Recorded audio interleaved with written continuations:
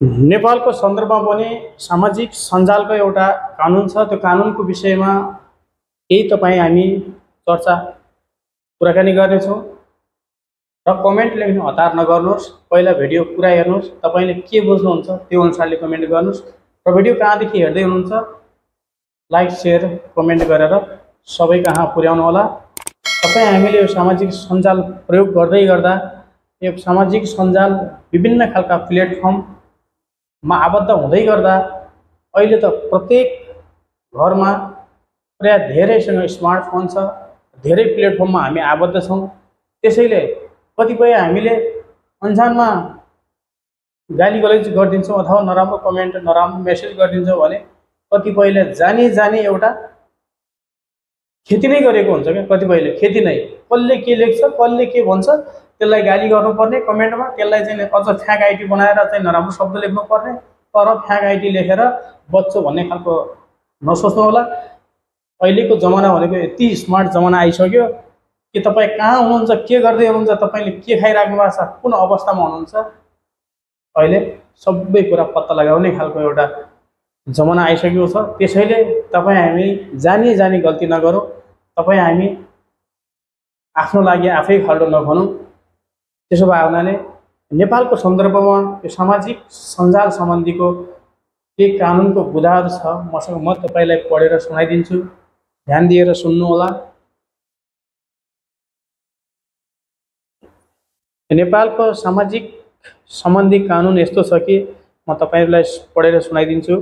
नेपालको मुलुकीय अपराध हिंसा 2074 अन्तर्गत गाली गलौज अभद्र व्यवहार सम्बन्धी प्रावधानहरू अनुच्छेद 118 मा उल्लेख गरिएको छ।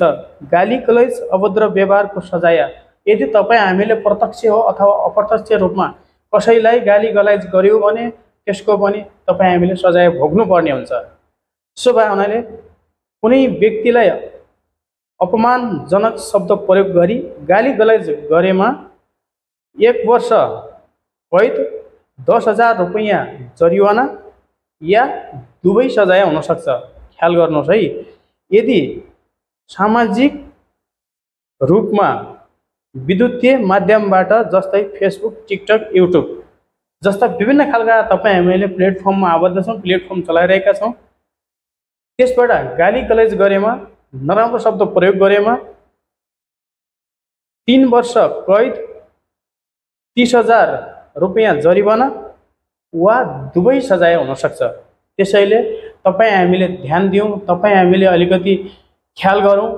यो सामाजिक सञ्जाल चलाउँदैमा एउटा रुममा बसेको छु, आनन्दले बसेको छु, मलाई कसले के गर्छ भन्ने खालको एउटा घमण्डले हामी कसैलाई गाली गलौज गर्छौँ, कसैलाई नराम्रो कमेन्ट लेख्छौँ भने तपाईहरु सावधान ख्याल राख्नु होला। तपाईँ पनि भोलि यो सजायभित्र पर्न सक्नुहुन्छ। त्यसैले सकिन्छ कसैलाई सम्मान गरौँ, सकिँदैन कसैको अपमान पनि नगरौँ भन्न चाहन्छु। किनभने हामी जे मन लाग्छ त्यही बोल्दिने, जे मन लाग्छ त्यही लेख्दिने गर्यो भने भोलि हामी आफ्नो खल्डा आफै खुन्छौँ अनि त्यो खल्डामा हामी आफै छिर्छौँ। तपाईहरुलाई यो भिडियो कस्तो लाग्यो आफ्नो सल्लाह अनि प्रतिक्रिया राख्नु होला। धन्यवाद।